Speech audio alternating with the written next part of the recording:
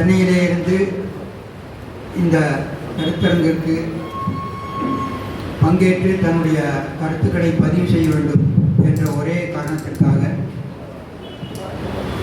நம்முடைய தொடர் வேண்டுகோளை புறக்கணிக்க முடியாமல் உடல்நிலை பாதிக்கப்பட்டிருக்கக்கூடிய சூழ்நிலையிலும் அதை பற்றி கொஞ்சமும் கவலைப்படாமல் மிகவும் பரபரப்பாக இருக்கக்கூடிய இந்த கோவையிலே எதிர்வரக்கூடிய நாடாளுமன்ற தேர்தல் குறித்து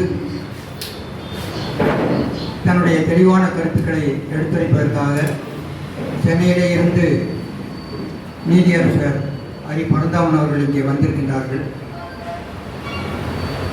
அவசர நிமித்தமாக அவர் உடனடியாக சென்னை செல்ல வேண்டியிருக்கின்ற காரணத்தினால அவர் உடனடியாக விமான நிலையத்திற்கு செல்ல வேண்டிய ஒரு இக்கட்டான அவசர சூழ்நிலை இருக்கின்ற காரணத்தினால இப்பொழுது அவர்கள் நம்மிடையே உரையாற்றுவார்கள். ஹரி பரந்தாமன் அவர்களை பற்றி நான் அறிமுகம் அதிகமாக சொல்ல வேண்டிய தேவையில்லை. தமிழ்நாட்டையே கலக்கிய போராட்டத்தை நாம் அறிவோம், ஜல்லிக்கட்டு போராட்டம். அந்த ஜல்லிக்கட்டு போராட்டம் எப்படி முடியும், எந்த அடிப்படையிலே அது முடிவடைய போகிறது என்று தமிழகம் மாத்திரமல்ல, அல்லது இந்திய துணைக்கண்டம் மாத்திரமல்ல, அகில உலகமும் எதிர்பார்த்து கொண்டிருந்த அந்த சூழ்நிலையிலே நேரடியாக களத்தில் இறங்கி மக்கள் நீதியரசராக இருக்கக்கூடிய ஹரி பரந்தாமன் அவர்கள் அவருடைய சட்ட நுணுக்கங்களை தெளிவாக மக்களுக்கு புரிய வைத்து அந்த போராட்டத்திற்கு ஒரு நிறைவினை ஏற்றி தந்து வரலாற்றிலே இடம்பெற்றவர் என்பதை நீங்கள் அறிவீர்கள். இளம் வயதிலே இருந்து முற்போக்கான முகாமிலே ஒரு களப்போராளியாக நேரடியாக இருந்து தலகத்தராக இருந்து செயலாற்றியவர் அவர்.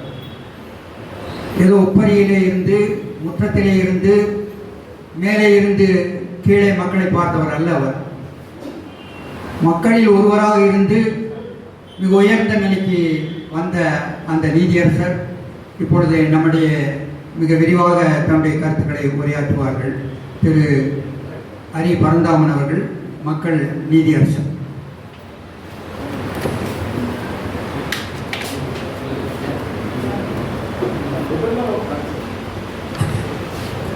தோழர்களே, அனைவருக்கும் வணக்கம். இந்த கூட்டத்தை தமிழ்நாடு பொதுமேடை 2024 ஏற்பாடு செய்திருக்கிறது. மாவீரன் பகத்சிங் நினைவு நாளை முன்னிட்டு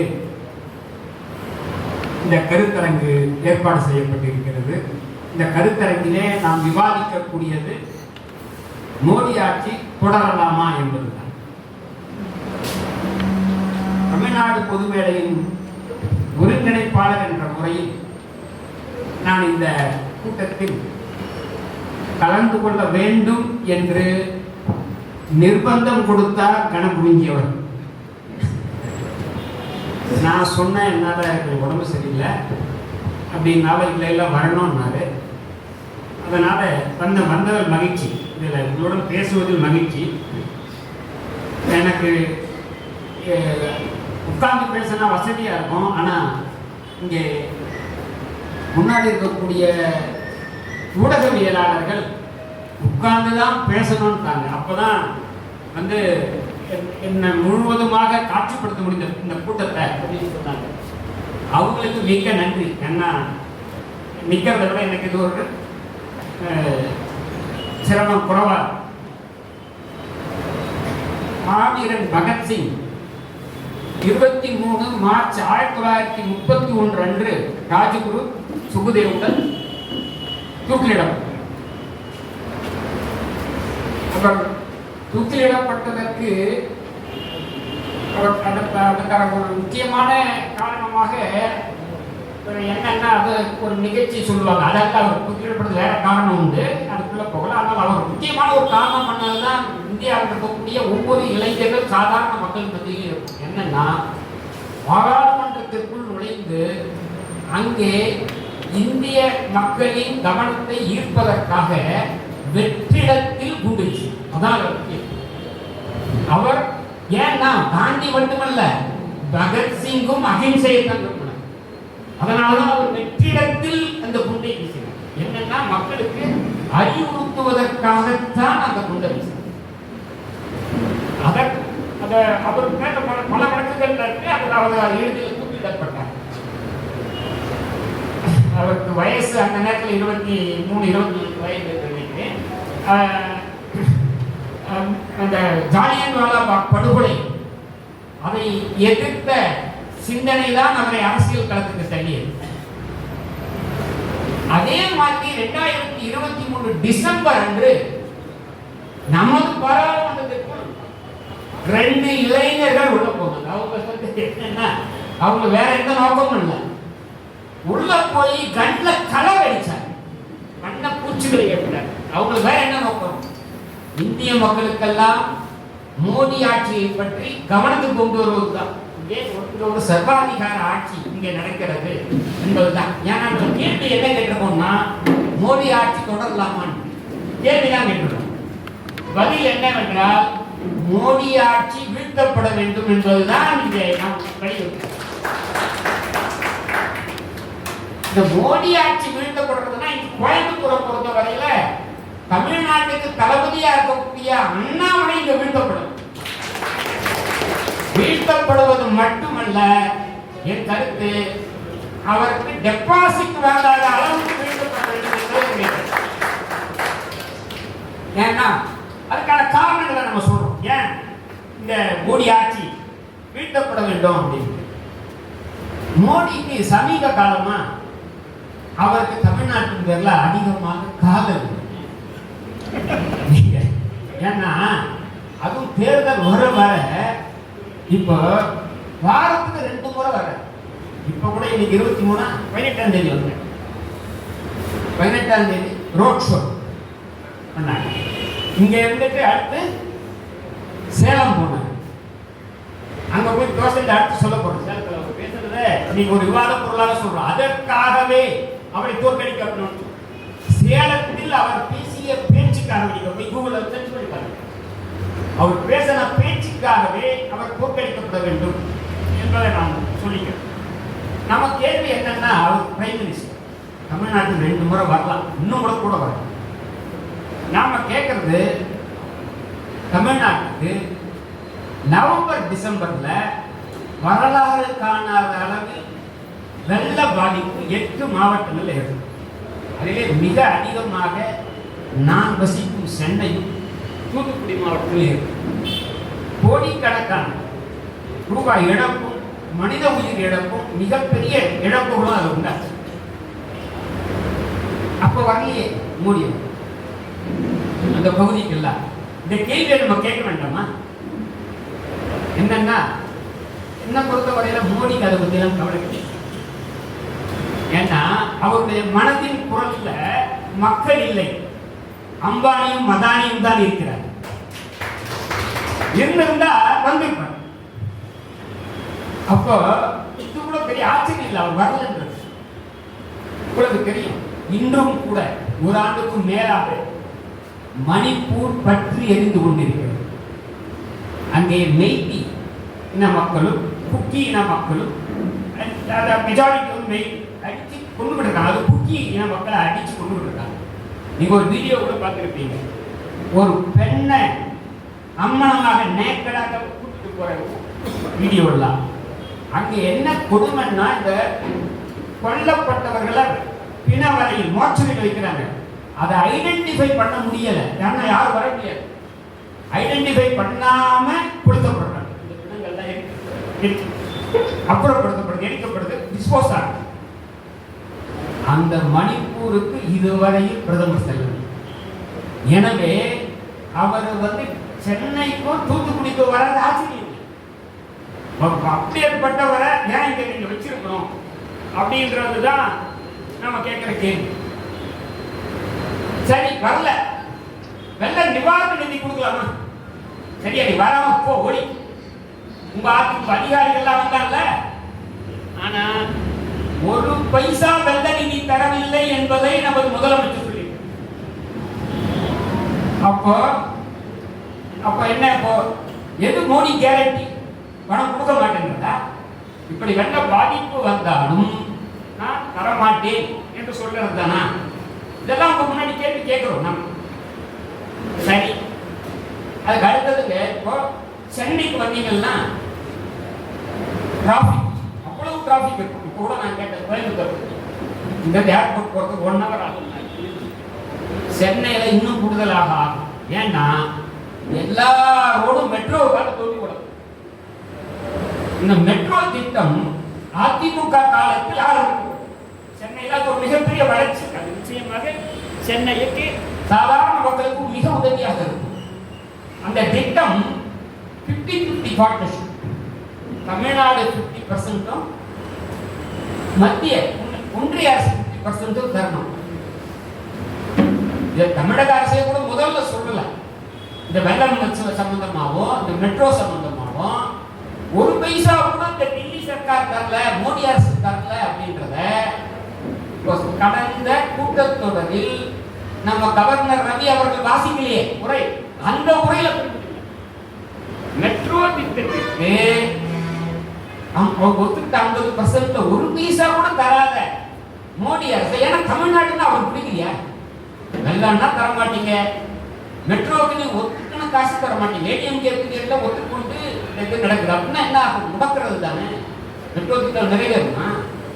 எனவே நம்ம இன்னும் அந்த நேரத்தில் ஒன்று சொல்றோம், இந்த மெட்ரோ திட்டத்தை கொடுக்காத மோடி அவரை பொறுத்த வரைக்கும் குஜராத், அவரு குஜராத்துக்காக இந்தியா கூட கிடையாது. கேட்டாங்க அம்பானி அதானி குஜராத்காரங்க.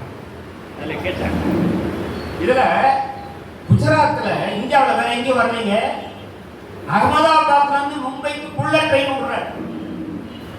அதுக்காக 1.25 லட்சம் கோடி திட்டத்தில் வேலை நடக்குது. நம்ம சரி அங்க அடுத்து வந்தா இன்னொரு 50 வருஷம் போட்டு இங்கேயும் வரலாம். அந்த மாதிரி ஒரு புல்லட் ட்ரெயின் அங்க வரட்டும். அங்க 1.25 லட்சம் கோடியில நீ புல்லட் ட்ரெயின் வரலையே. தமிழ்நாட்டுக்கு சென்னைக்கு மெட்ரோ ரயிலுக்கு யானை பொறுத்த 50% தரல. அண்ணாமலையை கேட்கிறோம், இங்க இருக்க அண்ணாமலை அது பதில் சொல்லிட்டோம். அதனால வெள்ள நிவாரண நிதியோ மெட்ரோவோ அதுக்கான பணத்தை தராதவங்களுக்கு நிச்சயமாக தோற்கடிக்கணுன்றதுக்கான காரணங்களாக நான் சொல்லுகிறேன். அடுத்து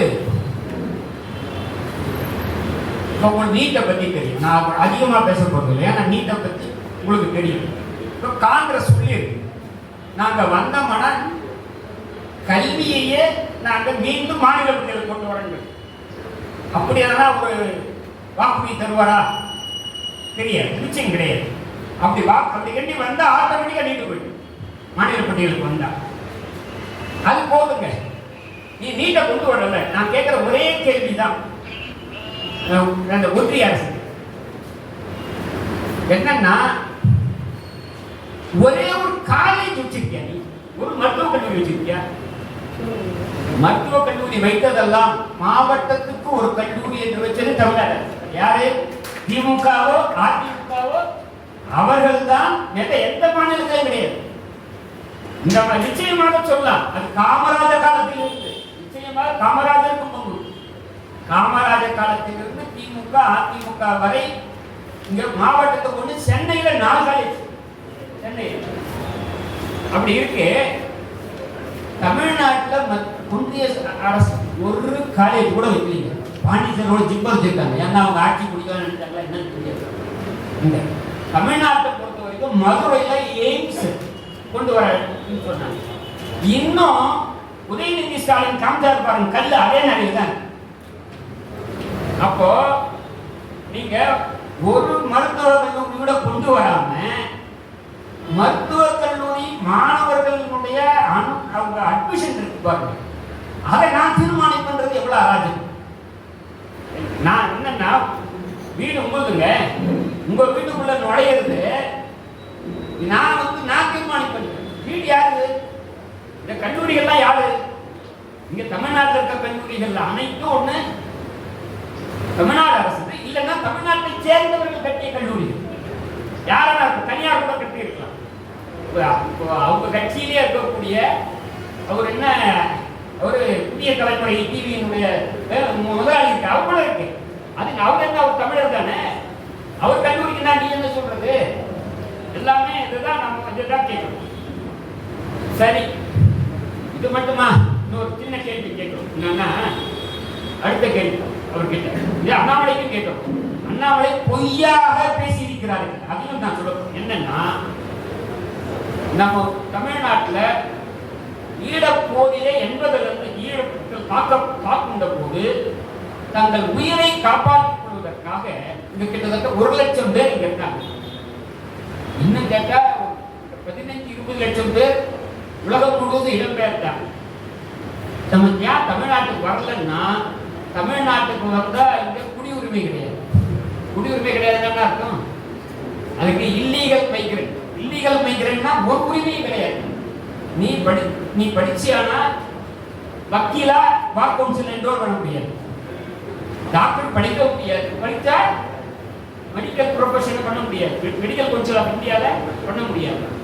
அரசு பப்ளிக் செக்டார்ல உத்தியோகத்துக்கு அனுமதி கிடையாது. அதனால அது மட்டும் இல்ல, அவங்க தமிழர்கள் அப்படின்றதுல அவங்களுக்கு என்னமோ அவங்களுக்கு ஏதோ சில பாதுகாப்பு கொடுக்கும். சட்டப்படி அவர்கள் அவங்க வந்து டிடென்ஷன் கேம்ப், அகதிகள் முகாம் என்பது டிடென்ஷன் கேம்ப். ஏன்னா அவங்ககிட்ட ஃபாரினர்ஸ் ஆக்ட், பாஸ்போர்ட் ஆக்ட் இதுக்கெல்லாம் விரோதம். ஏன்னா அவங்க பாஸ்போர்ட் கிடையாது, விசா கிடையாது. அவங்க எல்லாரும் பேரையும் குற்றவியல் நடவடிக்கை எடுக்கிறாங்க. எடுத்துக்கு பிறகு என்ன பண்றது? அவங்கள அகதிகள் தனி எடுத்து வச்சிருக்காங்க. இப்போ இதே மாதிரி அகதிகள் பலர் வந்திருக்காங்க. சீன யுத்தத்தின் போது டிபேட் இருந்தாங்க. சீனா டிபேட் வந்து இப்போ பங்களாதேஷ்ல அந்த யுத்தம் நடக்கும்போது பங்களாதேஷ் 1971 பாகிஸ்தான்ல இருந்து பங்களாதேஷ் பிரியும் போது வந்தாங்க. பாகிஸ்தான்ல இருந்து வந்தாங்க. பாகிஸ்தான் யுத்தம் நடந்தது. ஆப்கானிஸ்தான்ல அமெரிக்கர்கள் நடத்திய போரில் தாலிபான்கள் போர்ல அங்க இருக்கக்கூடிய கொஞ்சம் பேர் வராங்க. அதுல பர்மால இருந்து ரோஹிங்கியாலாம் வராங்க, இங்க ஈழத்துல இருந்து வராங்க. அதுல அவர் ஒரு சட்டம் போடுறாரு. என்ன சட்டம் போடுறாரு? இந்த 3 அண்டை நாடு, இப்ப எவ்வளவு அண்டை நாடு இருக்கு, இன்னும் கூட பூட்டான் இருக்கிறது, நேபாள் இருக்கிறது, அவங்க எல்லாம் அங்கிருந்து கூட வந்திருப்பாங்க. மிக குறைச்ச எண்ணிக்கையில் இருக்கலாம். ஆனா இந்த 3 நாட்டில் இருந்து வந்திருக்கக்கூடிய முஸ்லீம் அல்லாதவர்களுக்கு, குறிப்பாக இந்துக்கள் நம்ம பொறுத்த வரைக்கும் அவங்களுக்கெல்லாம் குடியுரிமை தடை போட்டிருக்காங்க. 2019 போட்டாங்க. அந்த சட்டத்தை 5 வருஷமா அமல்படுத்தாம அதுக்கான விதிகளை தயார் போடல. இப்ப தேர்தல் வந்த உடனே தான் அந்த விதியை போட்டிருக்காங்க. நாம கேட்கிற ஒரே கேள்வி, அந்த பாகிஸ்தான், பங்களாதேஷ், ஆப்கானில் இருந்து வந்தா இந்துக்களுக்கு நீ தரேன்றிய, இலங்கையில இருந்து வந்த இந்துக்களுக்கு ஏன் தர மாட்டேன்? இலங்கையில இருந்து வந்தவங்க யாரு? இலங்கையில வந்தவங்க யாரும் முஸ்லீம் கிடையாது. ஒண்ணு இந்துக்கள் அல்லது கிறிஸ்தவர்கள். இப்போ இந்த சிஏஎம் வாங்க, குடியுரிமை திருத்த சட்டம் 2019 இப்ப அமலுக்கு வரதுல இந்துக்கள், கிறிஸ்தவர்கள், புத்திஸ்ட், ஜெயின்ஸ், பார்சிஸ், சிக்ஸ் இவங்க அத்தனை பேரும் கொடுக்குறேன்றாங்க. மெஜாரிட்டியா இருக்கவங்க இந்துக்களாகவும் முஸ்லீமாவும் இருப்பாங்க. இந்த 3 நாட்டுல இருந்து வந்தவங்க. இந்த 3 நாட்டை மட்டும் ஏன் விட்டுருக்கீங்க? இலங்கை என்னாச்சு? இங்கிருந்து வரவங்க தான் அண்ணாமலை என்ன சொல்றாரு தெரியுங்களா? இந்த 3 நாடும் செக்யூலர் கண்ட்ரி இல்ல, அங்கே ஒரு மதத்தின் ஆட்சி நடக்கிறது. அதுவும் குறிப்பாக இஸ்லாம் என்ற மதத்தின் ஆட்சி நடக்குது. அதனால அது ஒரு செக்யூலர் கண்ட்ரி, மதச்சார்பற்ற நாடு கிடையாது. ஆனால் இலங்கை அப்படி சொல்ல முடியாதுன்ற ஒரு பொய்யை சொல்றாரு. இலங்கையுடைய அரசமைப்பு சட்டத்துல புத்த மதம் தான் அரச மதம் சொல்லியிருக்கு. அங்க இருக்கக்கூடிய இந்து கோயில்களை புத்த விகாரங்களாக மாற்றலாம். அது தெரியுது வந்து. அப்போ ஞானி வந்து தமிழ் மக்களுக்கு, அங்கிருந்து இருக்கக்கூடிய தமிழ் மக்களுக்கு ஏன் குடியுரிமை தர மறுக்கு? அதுக்கு காரணம் சொல்லுங்க. அவங்களும் அங்கிருந்து எப்படி வந்தாங்களோ அப்படித்தானே இவங்களும் தான் உயிரை காப்பாற்றிக்கிறதுக்காக வராங்க. இங்க வந்து இருக்கக்கூடிய மக்கள் அப்படின்றதுதான் நம்ம அடுத்த கேள்வியா கேட்கணும். இன்னொன்று அடுத்து, மோடி இங்க வரப்பெல்லாம் பார்ப்பீங்க, தமிழ்ல பேசுவார். 2 வாரம் தமிழ்நாட்டின் பேர்ல மட்டும் இல்ல, தமிழ் பேர்லயும் ஒரு காதல் சொல்லுவார். என்ன சொல்லுவாரு? திருக்குறள் சொல்லுவாரு, புறநானூறு யாதும் ஊரே யாவரும் கீழ் இருப்பாரு. நம்ம ஆளுங்களாம் அப்படியே புள்ள அரிசிக்கு ஆஹா அப்படின்னு. நான் அவங்களுக்கு ஒரு தகவல் சொல்கிறேன். இந்தியாவில் சமஸ்கிருதத்துக்கு மொத்த 24,000 பேர் பேசுவதா அவங்க சொல்றாங்க. அது உண்மையா இருக்காது. அதற்கு 20 பல்கலைக்கழகங்கள் இருக்கு, சமஸ்கிருத பல்கலைக்கழகம். ஆனா மத்திய ஒன்றிய சர்க்கார் ஒரே ஒரு தமிழ் பல்கலைக்கழகம் அமைச்சிருக்கா. செம்மொழி ஆராய்ச்சி நிறுவனம் இருக்கலாம், ஆனால் பல்கலைக்கழகம் ஒன்று வச்சிருக்கா? ஒன்றும் கிடையாது. நிதி பாருங்க, நிதி 2020 பட்ஜெட்ல சமஸ்கிருதத்துக்கு 643 கோடி ரூபாய் ஒதுக்கியிருக்காங்க. அந்த ஆண்டு பட்ஜெட். நான் பல விவரங்கள் இருக்கு, அது 1-2 மட்டும் சொல்றேன். தென்னிந்திய மொழிகள் 5 செம்மொழிகள் இருக்கு பாருங்க. செம்மொழிகளாக அறிவிக்கப்பட்டது தமிழ், தெலுங்கு, மலையாளம், கன்னடம், ஒரியா. இந்த 5க்கும் சேர்த்து 29 கோடி. பேராசிரியர் அரசு இந்த புதிய விவரங்களை கொடுத்தாரு. அப்போ என்ன மாதிரியாக இவங்க என்ன பண்றாங்க அப்படின்றதுதான். இப்போ இதெல்லாம் தமிழும் சான்ஸ்கிரிட்டும் அரசமைப்பு சட்டத்துல சமமாக பாதிக்கும். ரெண்டுமே அட்டவணை 8 இருக்கக்கூடிய மொழி. நீங்க இன்னைக்கெல்லாம் கூகுள் தேடி பார்க்கலாம். அட்டவணை 8 இருக்கக்கூடிய 21 மொழியா 22 மொழிகள் இருக்கு. அதில் ஒரு மொழி சான்ஸ்கிரிட், தமிழ் இருக்கு.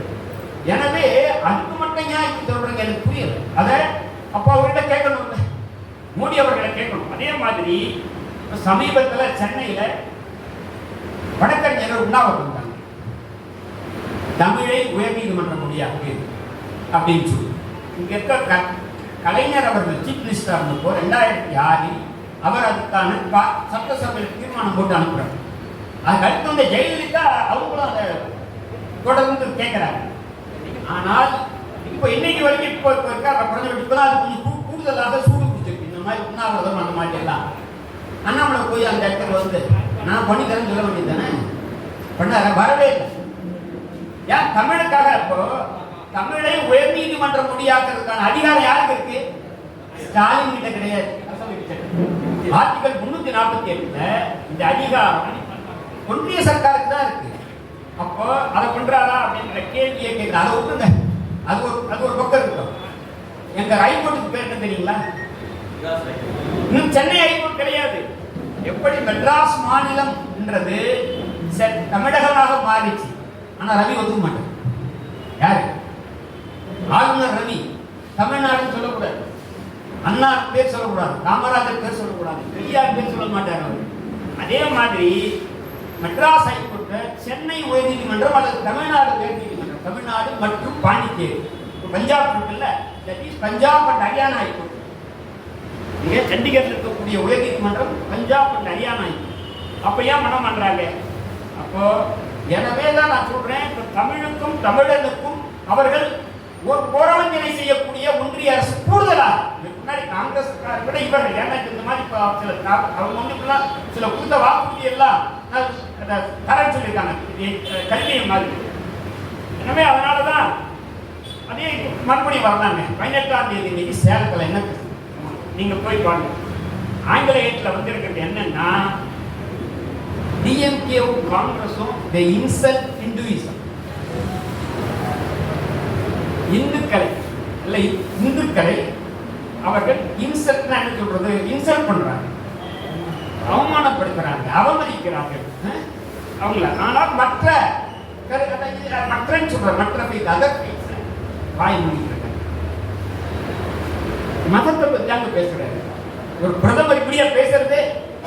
என்னன்னா நான் கேட்கிற ஒரே கேள்விதான், இப்போ வைக்கத்தோட 100வது இங்க கேட்ட கோயம்புத்தூர்ல வைக்கத்தோட 100வது ஆண்டு, சேரன் மாதேவிக்கும் 100வது ஆண்டு. வைக்கத்தில் தெருவில் நடக்க வேண்டாம்னு சொன்னது முஸ்லிமா? உங்களுக்கு சீரியஸா உங்ககிட்ட கேட்கிறேன். தெருவில் நடக்கக்கூடாது அப்படி என்ற கட்டுப்பாட்டை போட்டது யார்? அந்த அரசும் அங்க இருக்கக்கூடிய பார்ட்னர்கள் இல்லையா? வேற யார்? பேசாக்காரர்கள் பெரும்பான்மையாக இருந்தா பண்றாங்களா இல்லையா? அப்போ நீங்க இந்த விஷயத்தை நீ பதில் சொல்ல வேண்டியதான இந்துக்கள்னா அப்படின்னு என்ன பொருள்? எந்த இந்துக்கள் நீங்க சொல்லுங்க. எந்த இந்துக்களுக்காக நீங்கள் பேசுகிறீர்கள்? வைக்கத்தில் நடக்கிறது கோயிலுக்குள்ள போறது இல்லைங்க. கோயிலை ஒட்டிய தெரு கூட இல்லை. கோயிலை ஒட்டியுள்ள தெருக்கு போற தெருக்கு நடக்கிறது கடை. தயவுசெய்து புரிஞ்சுங்க. நிறைய பேர் என்ன இருக்காங்க, வைக்கம் என்பது கோயில் நுழைவு போராட்டம். கோயில் நுழைவு மட்டுமல்ல, கோயிலை சுற்றி இருக்கக்கூடிய தெரு மட்டும் இல்ல, அந்த தெரு வழியா கனெக்ட் பண்ற ரோடு இருக்கு பாருங்க, அதை கூட போக முடியாது அப்படின்னு சொல்றாங்க. இன்னொரு கேள்வி, ராகுல் காந்தி இதெல்லாம் கேட்டார். என்னது ஒரு கேள்வி ஒன்று கேட்டார் பாராளுமன்றத்தில். இப்போ நம்ம ஊர்ல செக்ரட்டேரியட் இருக்கு இல்லையா, இதுக்கு முன்னாடி இறையன்பு அவர்கள் இருந்தாரு, இப்போ வந்து மீனா அவர்கள் இருக்கார் சீஃப் செக்ரட்டரியா, உதயச்சந்திரன் இருக்காரு, பல பல பல செயலாளர் இருக்காங்க, ஒரு கல்வி ஒரு செயலாளர் இருக்காரு, எல்லாம் இருக்காங்க. தமிழ்நாட்டில் எடுத்துட்டீங்கன்னா இந்த எல்லாம் ஐஏஎஸ் ஆஃபீஸர்ஸ் அனைவரும் இருப்பாங்க. அதாவது அனைத்து, அதாவது பிராமணன் இருப்பாரு, எம்பிசி இருப்பாங்க, பிசி இருப்பாங்க, எஸ்சி இருப்பாங்க, ஒரு மைனாரிட்டி இருப்பாங்க, எல்லாம் இருப்பாங்க. சென்ட்ரல் செக்ரட்டேரியட்ல 90 செக்ரட்டரியில 3 பேர் தான் பிசி, ஒரு 3 பேர் எஸ்சி எஸ்டி, 80க்கும் மேற்பட்டவர்கள் ஒரே சாதியை சார்ந்த. இந்த அவங்க இந்துக்களை சொல்றியா? நான் கேட்கிறோம், என்ன இந்துக்கள் சொல்லுங்க. இப்ப இவங்களுக்கெல்லாம் அந்த இதுக்கான பதில் சொன்னீங்கன்னா பரவாயில்ல. அதே மாதிரி இன்னும் அடுத்த கேள்வி கேட்கிறோம். இப்போ கேரளாவில் இந்த திரைச்சீலை போராட்டம், இந்த ஒரு குறிப்பிட்ட சாதியை சார்ந்தவர்கள், அதாவது இப்போ பிசியா இருக்கக்கூடியவர்கள், சூத்திரர்கள், அந்த வீட்டு பெண்கள் வந்து ஜாக்கெட் போடக்கூடாது. ஜாக்கெட் போட ஜாக்கெட் கிழிச்சான். யார் கிழிச்சது? கிழிச்சது யார்? முஸ்லீம் அல்ல, கிறிஸ்தவர்கள் அல்ல, கிழிச்சது யாரு? அப்ப சொல்லு, இதுக்கெல்லாம் பதில் சொல்லு. இதை இந்த விவாதம் பண்றியா? இந்த சாதியை பத்தி பேசுறியா நீ? நாங்க வந்து சாதியை பத்தி பேசணும்னா சாதியை விட்டுட்டு இந்து பேசுறேன். நான் கடவுளை பத்தி சொல்லலைங்க. கடவுள் இருக்கு. நான் மீண்டும் மீண்டும் சொல்கிறேன், பெரியார் சொன்னதுதான், எனக்கும் கடவுளுக்கும் எந்த சர்ச்சையும் இல்லை, சர்ச்சை சாதியுடன். இதுக்கு என்ன நீ பதில் சொல்ற? வைக்கத்துக்கு என்ன நீ பதில் சொல்ற? கோயிலுக்குள்ள யார் போகக்கூடாதுன்றது யாரு? இன்னைக்கு திரௌபதி அம்மன் கோயில யார் போகக்கூடாதுன்னு, வேட்டை வேலையில யார் போகக்கூடாதுன்னு எது? எந்த கருத்து? அதே இந்து கருத்து தானே. இந்து கருத்து என்பது என்ன? சாதிய கருத்து. அதைத்தான் நாங்க அதை வேண்டாம் சொல்றோமே தவிர கடவுள் பிரச்சனை அல்ல. இன்னைக்கு வேற எந்த மதத்தில், இஸ்லாம் மதத்திலோ அல்லது கிறிஸ்தவ மதத்திலோ கோட்பாட்டளவில் சாதி ஒத்துக்கொள்ளவில்லை. ஆனா இந்து மதத்தின் தாக்கம் அங்கு இருப்பதாக உச்ச நீதிமன்ற தீர்ப்பு சொல்லியிருக்கு. நானே ஜட்ஜ் ஆயிருக்கு. ஏன்னா இங்க இருந்து நீ மதம் மாறினாலும் உன் சாதி கூட வரும். இன்னைக்கு கிறிஸ்தவரா போறன்னா நீ நாடார் வந்து நாடார் இருக்கன்னா, இந்து நாடாரா இருந்தா கிறிஸ்டியன் நாடார், இந்து முதலியாரா இருந்தா நாடார் முதலியார், இந்து ரெட்டியாரா இருந்தா நாடார் ரெட்டியார், அவர் எல்லாத்துக்கும் நான் சொல்ல உச்ச நீதிமன்றமே சொல்லுது. அப்ப இந்த பிரச்சனைக்கு என்ன தீர்வு? அப்போ இதை பத்தி எல்லாம் பேசாம நீங்க என்ன சொல்றீங்க? நீங்க வந்தா தமிழ்நாட்டில் வந்து இங்க இந்துக்களை இன்சல்ட் பண்றீங்க. யாரை நீங்க இன்சல்ட் பண்றீங்க? இங்க இருக்கக்கூடிய இந்த சாதாரண மக்கள் 90% இருக்கக்கூடிய பட்டியலின மக்கள், பிற்படுத்தப்பட்ட மக்கள், இவங்களை பத்தி என்ன சொல்றீங்க? இப்போ இந்த கேள்விக்கான பதில் இருக்கு பாருங்க, அதுதான் நம்ம சொல்றோம். சரி, இஸ்லாமியர்கள் எடுத்துங்க. பொறுத்தவரை பார்த்தா, நான் என்ன பொறுத்தவரையில் இந்த ஆட்சி வந்த உடனே முதலாக இந்த ஆட்சியினுடைய முதல் டார்கெட் இஸ்லாம். அதுக்கு அடுத்து எல்லாரும் மற்றவர்கள் இங்க இருக்கக்கூடிய கருப்பு சட்டை போட்டிருக்கவங்க, சிகப்பு சட்டை போட்டிருக்கவங்க, நீல சட்டை போட்டிருக்கவங்க, எல்லாரும் டார்கெட். மனித உரிமை செயற்பாட்டாளர்கள் அத்தனை பேரும் டார்கெட். நான் என்ன கேட்கிறேன், நீ கோயில் கட்டு, ஆட்சி எப்படி எத்தனை கோயிலான கட்டிக்கோ, நான் எங்களை இல்லை, நீ பண்றதுக்கு உங்க உரிமை இருக்கு. மசூதி கட்டிக்கோ, சர்ச்சு கட்டிக்கோ, எல்லாம் கட்டிக்க. ஆனால் இடிக்கலாம். இந்த சரித்திரத்துல இன்னும் 100 ஆண்டுகள் மசூதியை இடித்தது, பாபர் மசூதியை இடித்தது என்ன? சுப்ரீம் கோர்ட்டு சொல்லிவிட்டார். தயவு செய்து இந்த தீர்ப்பை முழுக்க படிங்க. வினோதமான தீர்ப்பு. என்னது? இடிச்சது தப்பு. 49 டிசம்பர் மாதம் அங்க உள்ள போய் ராமர் சிலையை வச்சது தப்பு, இடிச்சது தப்பு. ஆனா இடிச்சவங்க கிட்ட இடத்த கொடுத்துரு அப்படின்னு சொல்லியிருக்காங்க. அதுக்கப்புறம் குஜராத் படுகொலை, இஸ்லாமியர்களாக பார்த்து 2000க்கும் மேற்பட்ட படுகொலை, அந்த வழக்குகள்லாம் வரும். அதுக்கப்புறம் காஷ்மீர்ல ஆர்டிகல் 370 அடிக்கடி கேள்விப்பட்டிருக்கோம். என்ன அந்த 370? இதுவரையில் இந்தியாவில் பல யூனியன் டெரிட்டரிஸ், பாண்டிச்சேரி, இது மாதிரி சண்டிகர், பல யூனியன், டெல்லிய யூனியன் டெரிட்டரி, யூனியன் டெரிட்டரி எல்லாம் மாநிலமா மாறி இருக்கு. ஆனால் மாநிலம் யூனியன் டெரிட்டரி எங்கேயும் மாறல. அங்க காஷ்மீரை, ஜம்மு காஷ்மீரை அவங்க யூனியன் டெரிட்டரியா மாத்துறாங்க. ஏன் மாத்துறாங்க? என்ன காரணம்னா, யூனியன் டெரிட்டரியா மாத்தினா அது அவர்களுடைய நேரடி ஆட்சியில் வரும். ஒன்றிய அரசின் நேரடி ஆட்சி, லெப்டினன்ட் கவர்னருடைய ஆட்சி. 2, தேர்தல் வைக்க வேண்டாம். 5 ஆண்டுகளாக அங்க தேர்தல் இல்லை, தேர்ந்தெடுக்கப்பட்ட அரசு கிடையாது. அப்போ நீ ஒரு மாநிலமாக இருந்தால் இந்த கவர்னர் ஆட்சி கொண்டு வரேன்னா, ஜனாதிபதி ஆட்சி, குடியரசுத் தலைவர் ஆட்சி கொண்டு வரேன்னா அதற்கு அரசமைப்பு சட்டத்தில் 1 ஆண்டு. அதை தாண்டி கொண்டு வர்றதுக்கான சிரமத்தை குறிக்கிறத அது இல்லாமல் நிறைய அங்கே இந்த நேரடியாக அரசியலில் ஈடுபட்ட சீஃப் மினிஸ்டர்ஸ், அவங்க இதுக்கு முன்னாடி சீஃப் மினிஸ்டர் உமர் அப்துல்லா, முஃப்தி முகமது, அவங்களுடைய பல அரசியல் ஊழியர்கள் தான் சிறையில், இன்னும் கூட அவர்கள் வந்து வீட்டு சிறையில் இருக்காங்க. அவங்கெல்லாம் டிடென்ஷன்ல இருந்தாங்க, அதெல்லாம் ஒன்றும் நடக்கலை. அப்புறம் அந்த popular front of India, PFI என்பதற்கு தடை செய்திருக்கிறார்கள். நான் இப்போ வேகமாக போகிறேன், நாங்கள் இருக்காங்க. அப்புறம் அந்த நம்ம தமிழ்நாட்டில் அவங்க எல்லாம் பெரிய விஷயங்கள் தெரியாது, இந்த பாதிப்புகள்லாம் அதை சீர்குலைப்பதற்கான முயற்சியை பார்க்குறாங்க. கோயம்புத்தூர்ல அதிகமாக செய்கிறாங்க. அவங்க செய்யறது கோயம்புத்தூர்லையும் கன்னியாகுமரியிலையும். ஃபர்ஸ்ட் பாதுகாவலர்கள், கவுட் விஜிலேட் அடித்து கொள்ளுவாங்க. பசுவை பாதுகாப்பதாக சொல்லி இஸ்லாமியர்கள் தாக்குதல், கும்பல் கொலை, லவ் ஜிஹாத். என்னது கரெக்டாக தான் சேர்ந்துருக்காங்க. நாடக காதல் சேர்ந்துருக்கல, தமிழ்நாட்டில் கூட நாடக காதல் அந்த காதலோட சேர்ந்து ஒரு ஆணும் பெண்ணும் காதலிச்சா, அந்த பெண்ணும் ஆணும் காதலிக்காத காதலிச்சா, அந்த இந்த காலத்துல ஐடியில போறாங்க, அவங்க பாக்குறாங்க, மதம் மாறி இருக்கிறது, சாதி மாறி இருக்கிறது. உண்மையும் சொல்றாரு நாடக காதல். இந்த லவ் ஜிஹாத் சொல்லி அடிக்கிறது நம்ம ஊர்ல அதை குறைச்சல் இல்லைன்னு சொல்றேன், இங்கே கூட இருக்கு, அதெல்லாம் குறைச்சல். அதுக்கப்புறம் அவங்களுக்கு அந்த செயற்பாட்டாளர், அந்த காலி மாதிரி, உமர் காலி மாதிரி 5 வருஷமா ஒரு ஜெயில இருக்காரு. காப்பன் தீர்த்துக்கு வெளில வந்துட்டார். இங்க 2 வழக்கறிஞர்கள், இங்க தமிழ்நாட்டை சேர்ந்த, மதுரையை சேர்ந்த 2 வழக்கறிஞர்கள், அப்பாஸ் யூசுப் என்பவர்களை வந்துட்டாங்கன்னா ஜெயில அவங்க உப்பாவும் கீழே இந்த மாதிரியான கைதுகள். இஜாப் பேன், இஜாப்னா இந்த பெண்கள் வந்து முகத்தை என்னன்னா, என்னை தனிப்பட்ட முறையில் கேட்டால் நான் இஜாப் ஆதரிக்கிறேன். ஆனால் இஜாபை போடணுமா வேணாமா யார் முடிவு பண்ணணும்? அந்த சம்பந்தப்பட்ட பெண் முடிவு செய்ய வேண்டும். இங்க இந்த கூட வந்திருக்கீங்க, ஐயா தாடி வச்சுட்டு இருக்காரு, நான் படுக்க சேவ் பண்ணியிருக்கேன். அவர் தாடி வைக்கணுமா வேணாமா அவர் தான் முடிவு பண்ணணும். ஐயா யார் பட்டை போடல, பட்டை போட்டா இன்னும் மகிழ்ச்சி, பட்டை போட்டு வந்திருக்காரு, ஒருத்தர் நாமம் போட்டு வந்திருக்காரு, என்ன அது அவங்க உரிமை. அப்புறம் சீக்கியர்கள்லாம் தலையில கொண்ட வச்சுக்கிறாங்க. இன்னும் கேட்டால் அரசமைப்பு சட்டம் கிப்பான்ற கட்சியை எடுத்துட்டு போலான்னு அவங்க விமானத்தில் போனா கூட, நீ எடுத்துட்டு போனேன்னா எடுத்துக்குவாங்க, அவங்க எடுத்துட்டு போலான்னு கட் பண்ணி வச்சுக்கிறாங்க அவங்க. அதுக்கு அதே மாதிரி நம்ம இந்த மணி போட்டுக்கிறோம், என்ன ருத்ராட் எல்லாம் போட்டுக்கிறாங்க. அவங்களுடைய உரிமை இந்த மாதிரி எல்லாம். இதை இஜாபை பேன் பண்ணாங்க. ஏன்னா பள்ளிக்கூடத்துக்கு போற பெண்களுக்கு மீதி இல்லை. ஆனால் பள்ளிக்கூடம் போற பெண்கள்லாம் அவங்கள போக முடியாம போச்சு.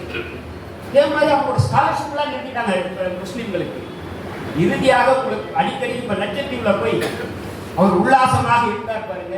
லட்சத்தீவை பற்றி நீங்க என்ன தெரிஞ்சுக்கணும், என்னன்னா லட்சத்தீவில் இருக்கக்கூடிய 100% மக்களும் இஸ்லாம். அந்த 100% மக்களும் ஷெட்யூல் ட்ரைப்ஸ். அவங்க மீனவர்கள் அடிப்படையில் அவர்கள் அசைவ உணவு, மாமிச உணவு சாப்பிடுவாங்க, மீட் ஃபுட்டு சாப்பிடுவாங்க. நம்ம ஊர்ல சத்து உணவுல என்ன போடுறாங்க? முட்டை. அங்க மீட். இந்த ஆட்சி வந்த உடனே மீட்டை கட்டிருந்தாரு. இந்த பசங்களுக்கு ஏப்பா நீ சாப்பிடாத, இங்கிருந்து போறாருல அட்மினிஸ்ட்ரேட்டர், பிஜேபியோட அட்மினிஸ்ட்ரேட்டர் தான் யூனியன் டெரிட்டரி, நீ சாப்பிடாத. ஆனா நீ சொல்ற பாருங்க இந்த காரணங்கள் இது போராடான்றதான் முன்னாடி கேட்கிறோம். இன்னும் அடுத்து இஸ்லாமியர்கள் மட்டும் இல்ல, எதிர்கட்சிகள் குறிவைத்து தாக்கப்படுகிறார்கள் தமிழ்நாட்டில். நான் வந்து இப்போ உதாரணத்துக்கு இப்போ செந்தில் பாலாஜி தமிழ்நாட்டில் எடுத்துக்கிட்டீங்கன்னா அவர் பேர்ல வழக்கு நடவடிக்கை பற்றி நான் ஆட்சேபிக்கவில்லை. வழக்குல தண்டனை வாங்கட்டும். அவர் ஏன் ஜெயலலிதா வாங்கலையா? தண்டனை பெறவில்லையா? ஒரு உச்ச நீதிமன்றம் என்ன அது ஒரு வினோதமான தீர்ப்பு. யாரும் டிஎம்கே காரங்களும் பேச மாட்டான். ஜெயலலிதா சசிகலாவுக்கு குமரா தீர்ப்பு, ஜெயலலிதாவுக்கு குமாரசாமி. ஏண்டா அந்த அம்மா செத்து போச்சு. செத்து போனா என்ன? செத்து போனா தண்டனை கொடுக்க முடியாது, தீர்ப்பையா மாத்திர. ஏன்னா நம்ம கேட்கறது அவங்க தண்டனை கொடுக்க முடியாது, அவங்க ஜெயில எப்படி போடுது. ஆனா எதிர்கட்சிகள் எல்லாம் கடுமையான இங்க பரவாயில்லைங்க. 2 சீஃப் மினிஸ்டர் ஜெயில இருக்காங்க. ஒரு 2 வாரத்துக்கு முன்னாடி ஜார்க்கண்டோட சீஃப் மினிஸ்டர் சோரன் உள்ள இருக்காரு.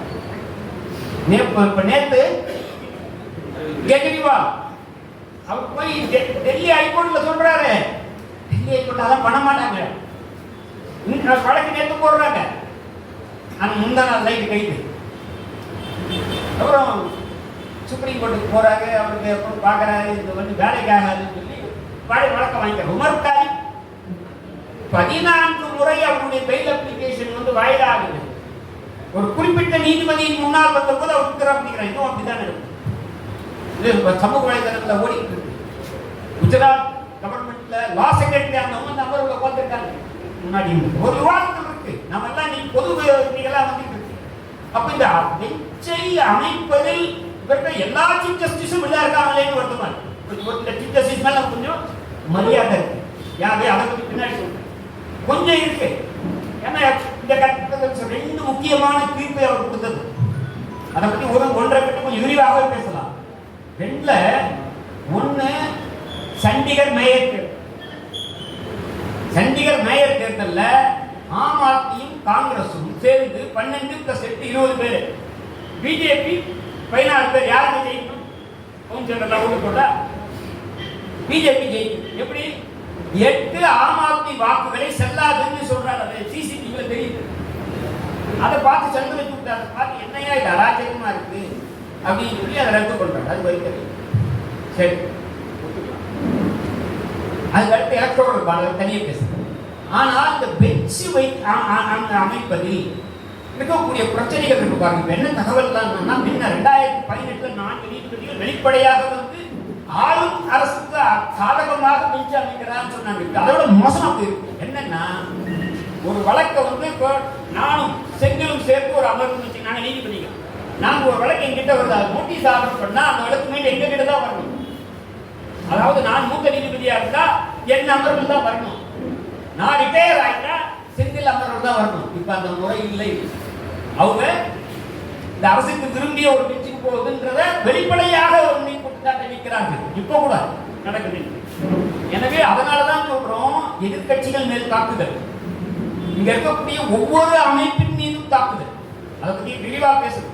2 சீஃப் மினிஸ்டர் மட்டும் இல்ல, இன்னும் கூட 2 மந்திரிகள் ஆம் ஆத்மியை சேர்ந்தவர். மணிஷ் சிசோடியா அவருடைய துணை முதல்வர், இன்னொருத்தர் பேர் என்ன சொல்ல முடியல,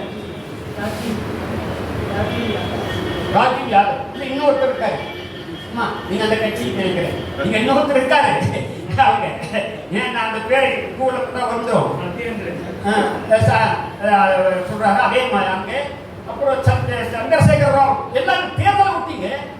சந்திரசேகர ராவோட மகன் கவிதா இப்போ எல்லா ஊர்லயும் வந்து அவங்க வந்து இந்த மாதிரி எதிர்கட்சிகள் மேல தாக்குதல், அதுவும் குறிப்பாக தேர்தலை ஒட்டிய தாக்குதல் அப்படி நடத்துறாங்கன்னா இது எமர்ஜென்சியை விட கொடுமை. ஏன்னா எமர்ஜென்சியில் என்னன்னா அது 2 ஆண்டு முடிஞ்சிருக்கு, இது 10 ஆண்டுகளாக தொடர்கிறது.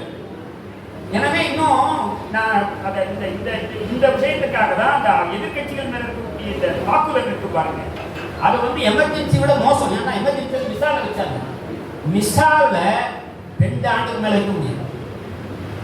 2 ஆண்டு ஆனா பிடிபட்டு விட்டு ஆட்டோமேட்டிக்கா வெளில வந்துடும். தயவு செய்து புரிஞ்சுக்கணும், அது வந்து தடுப்பு காவல் சட்டம். ஆனா இடி இப்ப நிறைய பேருக்கு ஜனங்களுக்கு சாதாரண ஜனம் கூட என்னடா இடின்னா தெரியாது. Enforcement director, PMLA act, money laundering. அந்த பிஎம்எல்ஏ இடி பிஎம்எல்ஏவை அதை அது கீழே கைது பண்ணாங்கன்னா எப்போ அவங்க திரும்பி வருவாங்கன்னு தெரியாது, யாருக்குமே தெரியாது. இடி பிஎம்எல்ஏ கைது செய்யலாம். ஒரு லாயரா எல்லாருக்கும் என்ன நம்ம சொல்லுவோம்னா, bail is the rule, jail is an exception. இடிக்கும் யூபிஎல்ஏவுக்கும் உப்பாவுக்கும் jail is the rule, bail is an exception. நான் அங்கே சொல்லி ஏன்னா அதான் சட்டம். இப்படி ஒரு சட்டத்தை, சர்வாதிகாரமான சட்டத்தை போடக்கூடிய ஆட்சி தொடர உண்ணமா அப்படின்றது தான். அதுக்கப்புறம் இன்னும் பல விஷயங்களை நம்ம சொல்றோம்னு சொன்னா, உப்பால கைதானாங்க பாருங்க. 2018 கைதான பீமா குர்பான் படத்துல கைதானவங்க இந்த வெளியே வரலைங்க. ஸ்டான் சாங் செஞ்சே போயிட்டாங்க, 84 வயசு அவர் செஞ்சே போயிட்டாங்க. அதனால இந்த மாதிரி அதோட எதிர்கட்சிகளை முடக்கிறதுக்கு பாருங்க. நான் நேற்றோ இன்றைய செய்தி, காங்கிரஸ் கட்சியினுடைய 11 வங்கி கணக்குகள் முடக்கம். நான் என்னன்னா, இந்த சங்கராச்சாரியார் கொலை வழக்கில் முடக்கினாங்க பேங்க் அக்கௌண்ட், ஹைகோர்ட் கொடுத்தாங்க. அதை விசாரித்தவர் ஒரு பெரியார் ஸ்ரீ கே.பி. சிவசுப்ரமணியன். அவர் சொன்னார் சங்கராச்சாரியார் பற்றி. ஆனால் அந்த இன்ஸ்டிடியூஷனை நான் கொலை பண்ணக்கூடாது, கருத்து நெரிக்கக்கூடாது. இன்ஸ்டிடியூஷன் இருக்கு பாருங்க, அவங்க இன்ஸ்டிடியூஷனை நெரிப்பதை நான் ஒத்துக்கொள்ளவில்லை அப்படின்னு சொல்லி பேங்க் அக்கௌண்ட் ஃப்ரீஸ் பண்ணதை ரிலீஸ் பண்ணாரு ஒரே நாள். ஆனால் இன்னைக்கு டெல்லி உயர்நீதிமன்றம் மறுத்துவிட்டது. இன்னைக்கு கதறி இருக்காரு. அது 2018 ஏதோ இன்கம் டேக்ஸ் சம்பந்தமாக. இப்போ 93-94 சீதா கேசரி, இந்த கேசரி என்ன கேசரி சீதா கேசரி, அவரு பிரசிடென்டா இருந்தப்ப அப்போ நோட்டீஸ், அது என்னதான் சட்டத்துல இடம் இருக்கான்னு எனக்கே தெரியல, அது கொடுத்துருக்காங்க. அவங்க இப்பதான் கேட்கிறாரு. இப்ப இந்த மாதிரி பண்றதை பார்த்து ராகுல் காந்தி கேள்வி கேட்டதா பத்திரிகையில இருக்கு. நீதிமன்றமும் தேர்தல் ஆணையமும் ஊடகமும் அமைதியாக இருக்கிறது. ஊடகம் தான், ஏன்னா எல்லா ஊடகத்தையும் கார்பரேட்டுகள் கைப்பற்றி விட்டார்கள். அம்பானியும் அதானியும் போன்ற அவங்க தான் எல்லா ஊடகத்தையும் எதெல்லாம் செய்து வருவாங்க. எது வந்தாலும் கரப்ஷன் இருக்கு பாருங்க. அவங்க சொன்னாங்க இல்லையா, போன முறை அதான சொன்னாங்க 2014 காங்கிரஸ் ஊடகம் யார் சொன்னாரு, கண்ட்ரோலர் ஆடிட்டர் ஜெனரல் சொல்லிட்டாங்க யூஜில. அதெல்லாம் என்ன சொல்றது, அதுக்கான வார்த்தை எனக்கு தெரியல. இப்போ சிஏஜி ரிப்போர்ட் அவங்க சொன்ன 3 பேர் இருக்காங்க பாருங்க. இந்த சிஏஜி ரிப்போர்ட்டை தயாரிச்சவங்க 3 பேரை மாற்றி விட்டாங்க. 7.5 லட்சம் கோடி, 1 கோடி 2 கோடி 100 கோடி 500 கோடி 1000 கோடிலாம் இல்லை, 7.5 லட்சம் கோடி ஊழல் முறைகேடு. அதனால பெரிய விவரம். ஒரே ஒரு விவரம் சொல்றேன். துவாரகா எக்ஸ்பிரஸ் ஹைவே, துவாரகா தெரியல, ஆமா கண்ணன் கிருஷ்ணன், அவனுடைய துவாரகா ஹைவே குஜராத், துவாரகா டெல்லி நினைக்கிறேன். துவாரகா ஹைவேக்கு எஸ்டிமேட்டட் இது வந்து 1 கிலோமீட்டர் ரோடு போறது 15 கோடி. ஆனால் செலவு செய்தது 250 கோடி. எதுக்கு என்ன போடுறாங்கன்னு தெரியல, தங்கத்தில் போட்டிருக்காங்களா என்னன்னு தெரியல.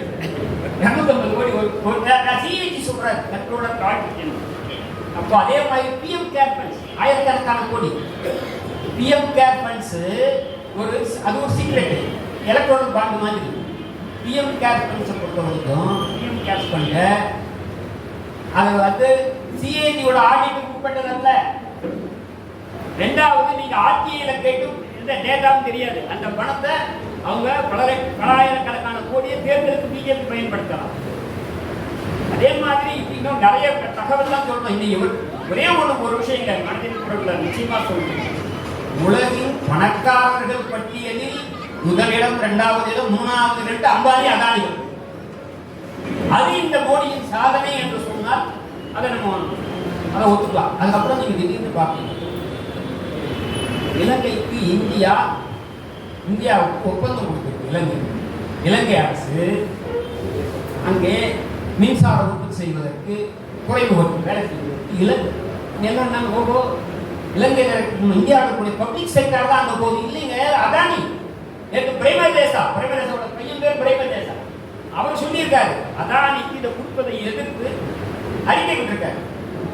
இந்தியா ஒன்றும் போகல. இந்தியாவில் இருக்கக்கூடிய ஓஎன்ஜிசியோ அல்லது இந்த பப்ளிக் செக்டரோ அவங்க இந்த தொழிலை செய்யலை. அதுக்கடுத்து கடைசியாக நான் எலக்ட்ரோரல் பாட்டை சொல்லி அநேகமாக முடிச்சுக்கிறேன். ஏன்னா நிறைய பேர் இந்த எலக்ட்ரோரல் பாட்டை பேசியிருப்பாங்க. இருந்தாலும் நான் ஒரு வழக்கறிஞர் நீதிபதி என்ற முறையில் என்ன கேட்டீங்கன்னா அது ஒரு சட்டபூர்வமாக ஆக்கப்பட்ட ஒரு மோசடி, legalised corruption. Electoral bond scheme என்பது ஒரு சட்டப்படியா லூட் அடிக்கிறதுக்கு, மன்மோகன் சிங் சொன்னார், சட்டப்படியா லூட் அடிக்கிறதுக்கு ஒரு ஸ்கீம் அரசு போடுது. 2018 போடுது. அந்த 2018 4 சட்டங்களுக்கு திருத்தங்கள் கொண்டு வராங்க. என்னன்னா income tax act, companies act, people's representation act, RTI. சுருக்க சாராம்சம் என்ன தெரியுங்களா? இவங்க யாருக்கும் அந்த எலக்டோரல் பாண்ட் வாங்கி அந்த கட்சி கொடுக்குறவன் விவரத்தை சொல்ல வேண்டியது இல்லைங்க.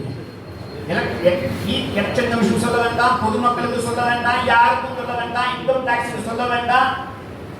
அப்படி என்ற ஒரு மோசடியான ஒரு என்ன கேட்டீங்கன்னா பாண்டுன்னு சொல்றதே ஒரு ஏமாத்துங்க. பாண்டுன்னா எங்க ஊர்ல நான் சென்னைக்கு பக்கம் பாண்டுன்னா திருப்பி கொடுக்கறது பட்டம். பாண்டுல பணம் வாங்கினா திருப்பி கொடுக்கறது. இது எலக்ட்ரோரல் டொனேஷன். டொனேஷன் கூட கிடையாது, அடிச்சு கொடுக்கறது காசு. ஆளு பல ஆயிரம் கோடி தேர்தல் ரீதியா. அப்போ ஏன்னா அப்படி எப்படி ஒரு மணி பவர் எப்படி கண்ட்ரோல் பண்றது, எப்படி தேர்தல் ஒரு நியாயமான தேர்தல் நடக்கும். அதனாலதான் அந்த மணி பவரை வச்சுக்கிட்டு தான் அவங்க என்ன பண்றாங்க, அந்த மணி பவரை வச்சுக்கிட்டு ராஜ்யசபை எம்பி தேர்தல் நடக்குது. உத்தரப்பிரதேசத்தில் இருக்கக்கூடிய 7 சமாஜ்வாதி எம்பி ராஜ்யசபை தேர்தலில் பிஜேபி போட்டு போடுறான். அப்படி என்னங்க அர்த்தம்? நம்ம ஊர்ல எடுத்துங்க, திமுகவில் இருக்கவரு அதிமுக ஓட்டு போடுறாரு, அவரு ராஜ்யசபா எம்பி காவது என்ன அர்த்தங்க? காசு வாங்கிட்டாருங்கன்னா அதே மாதிரி இன்னைக்கு பார்த்தீங்கன்னா அந்த 3 பேர் பிஜேபி ஓட்டு போட்டாங்க. அப்போ இந்த மாதிரியா பண்றவங்க தான் நேர்மையை பத்தி பேசுறாங்க, ஒழுக்கத்தை பத்தி பேசுறாங்க, அதை பத்தி எல்லாம் எல்லாத்தையும் சொல்லிக்கிட்டு இருக்காங்க. இந்த மாதிரி பாரதத்துக்கு பாருங்க, சுப்ரீம் கோர்ட் இந்த மாதிரி ஒரு விஷயம் சபரிமலை கேள்விப்பட்டிருக்கீங்களா? அது எப்படி மாறினாங்கன்னு சொல்லுங்க. 4 ஜட்ஜி தீபக் மிஸ்ரா, கன்வில்கர், நாரிமன், சந்திரசூட் பெண்கள் கோயிலுக்கு போகலாம் அப்படின்னா ஒரே ஒரு அம்மா போகக்கூடாது.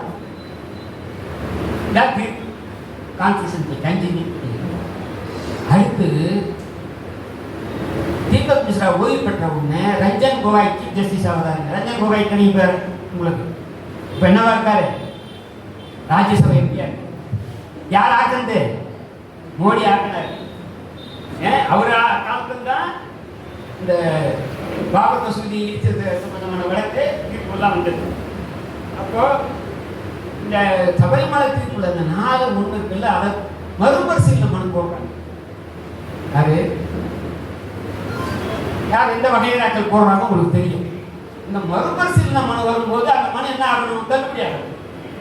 தள்ளுபடி ஆகிறதுக்கு பதிலா அதை 7 ஜட்ஜிக்கு ஆரம்பிக்கலாம்ன்றாங்க. எப்படி? 4-1 என்பது இப்ப ராஜ்யசபா தேர்தல் மாதிரி 3-2-3 ஆயிடுது. 4 பேர்ல 2 அந்த பக்கம் 3 போயிடுறாங்க. தீபக் மிஸ்ரா ரிட்டையர் ஆயிட்டார், அது போல ரஞ்சன் கோகாய் வராரு, அவ்வளவுதானே. கன்வில்கர் அந்த பக்கம் மாறிடுறாரு. இப்ப அவர் தான் லோக்பாலோட சேர்ந்த யாரு? அந்த ஜட்ஜி தான் இவங்களுக்கு லோக்பால் சேர்மன். அவர் தான் ஊடகம் தான் சொல்ல போறாரு. அவர் தான் ஈடியும் வெயில் விடக்கூடாதுன்னு தீர்ப்பு சொன்னவர் அவர் தான். தீஸ்தா செல்வர்களை சிறைப்படுத்த வேண்டும் என்று சொன்னவர் அவர் தான். அவர் தான் இன்னைக்கு லோக்பால் சேர்மன். அப்போ இவருக்கு ரஞ்சன் கோகாய் எம்பி. இப்போ இந்த மாதிரி இருக்கக்கூடிய எல்லா அமைப்புகளையும் தங்கள் கட்டுப்பாட்டு, மீடியா அவர்கள் கட்டுப்பாட்டு, எல்லாத்தையும் வச்சிருக்கக்கூடிய இந்த இந்த இந்த இந்த இந்த இதெல்லாத்தையும் இன்னைக்கு விளக்கி பேசுவதுதான் இதனுடைய நோக்கம். அப்போ எப்படி ஒரு ஃப்ரீ அண்ட் ஃபேர் எலெக்ஷன் இருக்கும்? இந்த உலகத்திலேயே பெரிய டெமோக்ரஸி இருக்கிறாங்க. அப்போ யாருக்கு தேர்தல் நடத்துறது? தேர்தல் நடத்துறது இந்திய தேர்தல் ஆணையம். அந்த தேர்தல் ஆணையத்துக்கான தேர்தல் ஆணையர்கள் இருக்காங்கல்ல, அவர்களை யார் தேர்ந்தெடுக்கிறது? அவர்களை தேர்ந்தெடுப்பது ஒன்றிய அரசு. அது எப்படி நியாயமா இருக்கும்? அவங்க சொல்ற மாதிரி 7 கட்ட தேர்தல். எங்க 7 கட்ட தேர்தல்? தமிழ்நாடு மாதிரி இருக்க முதல்ல நடத்திக்கலாம். ஏன்னா அங்க அவங்களே பெரிய தோத்து போயிடுவாங்க. வேற எங்க இருக்கா அவங்க தேர்தல் பிரச்சாரம் பண்ணணும். அதுக்காக அது 4வது கட்டம் 5வது கட்டம் அதே உடனே நம்ம ஒரே கட்டத்தில் முடிஞ்சு போகும். அப்போ பிஎன் ஃபேர் எலெக்ஷன் நடத்துறது சம்பந்தமாக முதல்ல தேர்தல் ஆணையர் நியமிக்கப்படுறதுக்கு இல்லை, அதை வந்து நியாயமான முறையில் இருக்கணும்.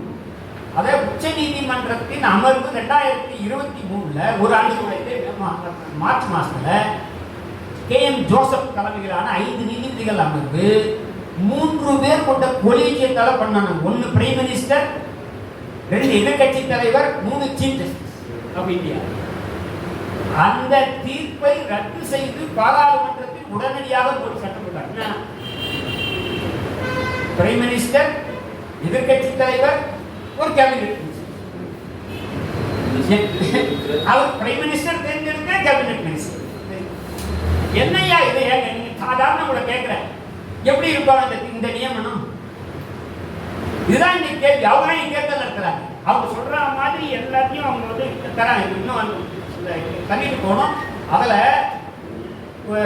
அருண் கோயல்ன்றவர் 2027 வரைக்கும் பதவிக்காலம் இருக்கு. அவர் திடீர்னு ரிசைன் பண்றாரு. அவர் நியமனம் பண்றதே சர்ச்சைக்குள்ளது. அவர் நியமனம் ஒரே நாளில் நடக்குது. அவர் ரிசைன் பண்றாரு. இப்போ 2 போஸ்ட் வேக்கண்டா இருக்கு. அதை கொஸ்டின் பண்ணி சுப்ரீம் கோர்ட்டுக்கு வருது. அவங்க 5ஆம் தேதி இதை விசாரிக்கிறேன்றாங்க. இந்த 3 பேர் கொண்ட அமர்வு இருக்கு பாரு, பிரைம் மினிஸ்டர், கேபினெட் மினிஸ்டர், எதிர்கட்சி தலைவரை 5ஆம் தேதி கூடதா இருக்கு. அதனால 5ஆம் தேதி கொடுத்த 15ஆம் தேதி வச்சுக்கிறார். தேதி முன்னா இப்ப நீ கூட்டம் 23 இல்ல 22 வச்சுக்கிறார். 15ஆம் தேதி வச்சு 2 பேர் அப்பாயிண்ட் பண்ணி என்ன பாரு, என்ன கில்லாடி வக்கீல் தான் தெரியும். அது எப்படி? அப்போ கேஸ் இன்ஃபெக்ஷஸ் என்ன பாரு, 2 பேர் போட்டோட போட்டாச்சு. அவங்க உட்கார்ந்துட்டாங்க. அப்பவே இரவாக நம்ம பிரசிடென்ட் கேட்கிறாங்க. எனவே இதே மாதிரி இந்த இந்தியா சொல்றாங்க. சரி, நம்ம முதுகெலும்பு யார் சொல்லுவோம்? விவசாயி. விவசாயி டெல்லிக்கு வராங்க. பாகிஸ்தான்காரனா வரான், சைனாக்காரனா வரான். அவன் வராம இருக்கிறதுக்கு டிச்சு தோன்ற, வளம் தோன்ற, ஆணி அடிக்கிற ரோட்ல போலீஸ்காரனுக்கு உள்ள விட மாட்டேங்கிற. என்ன கேட்டான் அவன் கேட்கறது என்ன? விவசாயிகள் கேட்கறது. நான் ஒரு விவசாயி பொறுத்து தான் வந்து என்ன கேட்கிறான்? கட்டுப்படியாகக்கூடிய விலைக்கு சட்டப்பூர்வ அங்கீகாரம் கொடுக்குறான். மினிமம் கேரண்டி, மினிமம் சப்போர்ட் பிரைஸ்க்கு சட்டப்பூர்வமான அங்கீகாரம் கொடுக்குது. MS சுவாமிநாதன் இப்ப பாரத ரத்னா கொடுத்தாங்க செத்ததுக்கு அப்புறம். அந்த ஃபார்முலா சொல்றது தான் மினிமம். என்னது?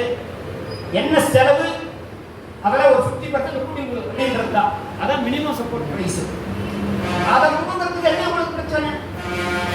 எனவே அவங்கள வந்து தொடர்ந்து அவங்க வந்து இவர்கள் வந்து நான் சொன்ன எல்லாருக்கும், எதிர்கட்சிகளுக்கு விரோதமான அரசு, மனித உரிமையாளர்களுக்கு விரோதமான அரசு, எல்லாத்துக்கும் இந்த விவசாயிகளுக்கு விரோதமான அரசு, அதுக்கப்புறம் எல்லா அமைப்புகளையும் எமர்ஜென்சியை விட பல மடங்கு, என்ன கேட்டால் 50-100 மடங்கு தங்கள் கையில் எல்லா அமைப்புகளையும் ஒரு உப்பா, ED, RBI, ஸ்டேட் பேங்க் சொல்றாங்க. எலக்ட்ரானிக் பாண்ட் கேஸ்ல ஜூன் மாசத்துக்கு அப்புறம் இவர எது ஜூன் மாசத்துக்கு அப்புறம் அதை நல்லா தான் கேட்டார்.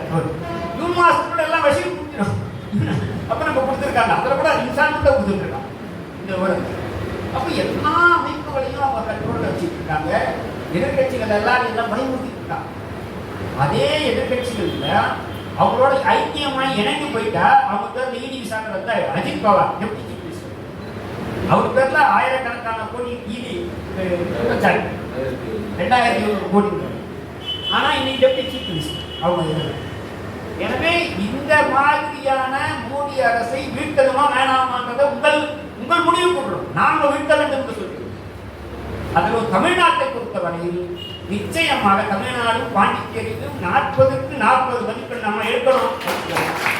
குறிப்பாக பிஜேபி டெபாசிட் எடுக்க வேண்டும் என்பது நான் இறுதியாக சொல்றேன். தமிழ்நாடு என்றால் ஒன்று திமுக, இல்லை என்றால் அதிமுக. இவங்க 2 பேர் தான் உறுதிப்பட்டது. எந்த அகில இந்திய கட்சிக்கும், எந்த அகில இந்திய கட்சியும் சொல்றேன் நான், எந்த அகில இந்திய கட்சிக்கும் இங்க இடம் இல்லை என்பதை நாம சொல்லணும்ன்றதுதான் என்னுடைய. ஒவ்வொரு ஊரிலும் நான் எதிர்கால அப்தாருன்னு நினைக்கிறேன். எல்லா மாநிலங்களிலும் வருங்காலத்தில் அந்தந்த லோக்கல் கட்சி தமிழ்நாடு மாதிரியே 1967 ஒரு அகில இந்திய கட்சி ஆட்சி இழந்ததுக்கு அப்புறம் தமிழ்நாட்டில் அகில இந்திய கட்சியால் வர முடியும். இந்த நிலை இந்தியாவில் வேறு எங்கும் கிடையாது. அதுக்காகவே நாம் தமிழ்நாட்டு மக்களை பாராட்டணும். நான் இவங்கெல்லாம் நான் சர்டிபிகேட் கொடுக்கல. திமுக அதிமுக அவங்க கிட்ட நிறைய குறை இருக்கலாம். ஆனால் அகில இந்திய கட்சிகளை ஒப்பிடும் போது இவர்கள் உதாரணத்துக்கு ஒண்ணுங்க, நாமக்கல்லில் இந்த வேட்பாளரை மாற்றணும்னு சொன்ன மாற்ற முடியாது.